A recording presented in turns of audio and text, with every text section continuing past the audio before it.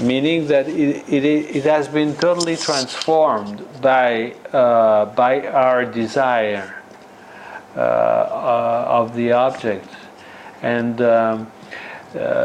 this is even well, it can be an actual concrete object, or it can be any. It can be a woman or anything. It's we never have an access to the object of reality. It is totally Yeah. Say again. We can talk about that structurally, but would you say it would be fair to draw this all the way back to a sort of missing the womb, that we'll never get the womb back?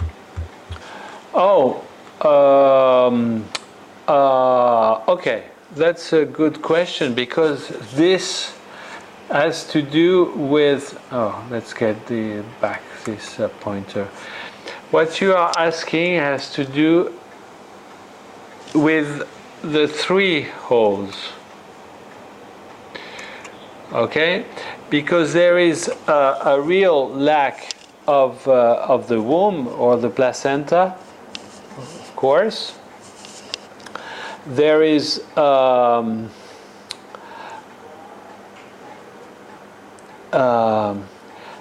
imaginary lack, which is which depends on the history of the human being.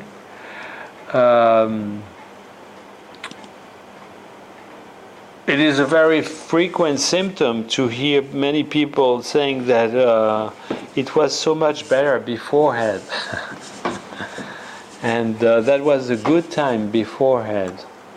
What do they mean by beforehand? Is it last week or before we were born? And it has to do with this. I would say in a double manner.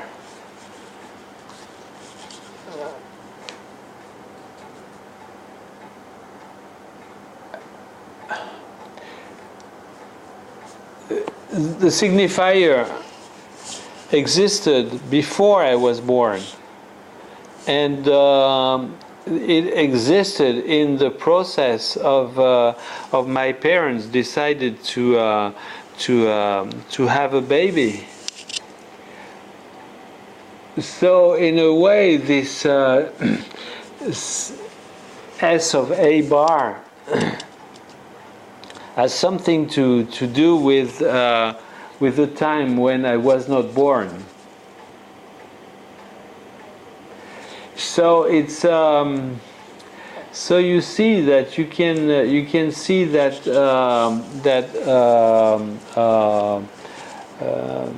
melancholy of what happened before being born has to deal with the three dimensions, which we see here and here and here.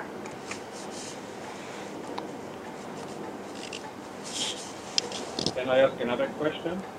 Sure. It has to do with certain directionality of those connections. The way you presented, for example, the connection between R and S, the real and symbolic, seems that you said that is the symbolic, the symbolization of the real. So the direction is like from R to S, that we acquire some skill, like playing the piano, for example. So and that producing music. So I have this skill. So I'm getting a piece of the real. Similarly, the direction was from R to I, like getting moved by the real. So I think things are somewhat radiating from that. And I don't see what is the is this directionality really really there? I mean, am I seeing this right? Well, Again, those connections, I just want to make this point as far as the topology is concerned, these are really connections, because in the Borromean rings, there is no place between S and I, there is just on the diagram, it is there. But it is supposed to stand for the link between these two, there's a connection, rather than... well, I don't hear you very well, so can you say again some part of what you said? I can set differently here. So, what is the? Is there a sense of directionality? You know, is there Okay. between Okay. that's directional? No, absolutely not. No, that has to be understood. It is not a direction. It is a point. It is a point. I'm going to try to depict that. I'm coming back. Wait a second.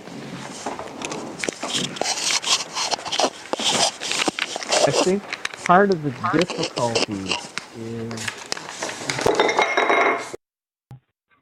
the representation on the two-dimensional space. Well, right, yeah, that looks like a Venn diagram, right? Like a connection between three sets, but it's not. So I want to reach that. Yeah, Okay. and what you have to do is consider each circle inscribed in the plane formed by the join of an XYZ axis, so that the circles are completely heterogeneous to each other, and that what would be the point 0, 0, 0 is the impossible point at the center where the object is, or might have been, or might come to be. So that the join then between the real and the symbolic, where the two planes intersect, could be represented as a line. But if you look then at the action of the third plane, it defines that line just as the point. Okay. Well, Yeah. That's a representation. It's three-dimensional, yeah. Okay. Well, what has to be understood is what a point is in topology. First of all, let's come back to what a point is in Euclidean geometry. A point is something very bizarre because it has no. It is the intersection of two lines. Okay. And the intersections of two lines on the same plane, these two lines have no width. You follow me, okay? This is remember that a point in Euclidean geometry is a concept. It is only virtual. It does not exist in the world. Okay? There we have to deal with another totally different conception of the point. And it's very easy to understand. I hope that you can see that on the yeah. What I have here, it's not so easy. Okay, what I have here are two sheets of paper. You see that, okay? And they can slide one against the other. Okay, you see that.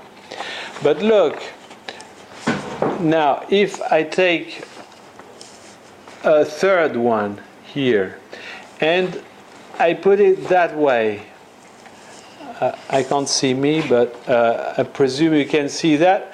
You can see that now these two lines stopped gliding. Okay, they are fixed now. You can see that. It is called the tree scale. And with this tree scale, everything stops moving. And this is a definition of what a point is on the on the topological point of view. Therefore, what we have here,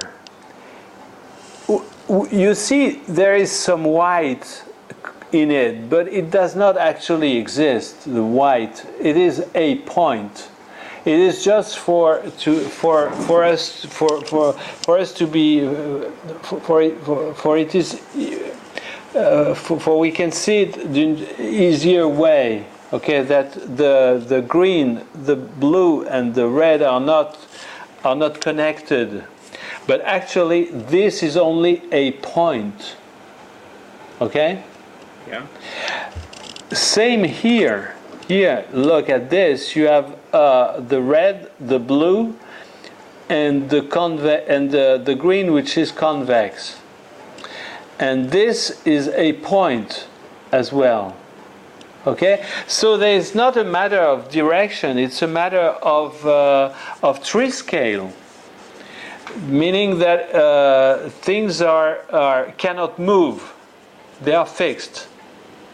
Okay, Yeah. and these points, which are named J and A and so on, A, J phi, and these are points. So then there is a discourse that I'm building out of them, of these points. But it's not a matter of directions. It's when I say that about the phallic jouissance, that I'm trying to grab something of the technique of the painter. It's not a direction. It is the way to describe my jouissance in being able to understand what kind of brush he used. You see what I mean? Mm-hmm. Okay. So this has to do with perception in a way, rather than with any kind of effect of the real. We're not. If I'm hearing Thomas, he was saying it sounded like things were radiating from the real, but here we have a point of perception in relationship to the jouissance of the subject. Okay. Just along the same lines, to point out an example. Also, in the area of music, so that I sort of in support of what is being discussed. Like as a guitar player, for example, if I am able to somehow capture the playing of a particular note in such a way that is very much sounds like the artist that I got the lick from. So in musical terms, it's kind of like you pick up a lick from like a jazz musician. Like let's say there's a motif that Charlie Parker plays and a saxophone player such as let's say even John Coltrane or another player might pick up that same motif. That seems to be something that is, as Doug pointed out, inscribed or brought into the repertoire of the musician by way of simple, I mean, does it reside simply within the minus phi, the sort of the, I guess the question is, does that interact with the real? Okay. I would say yes and no. The real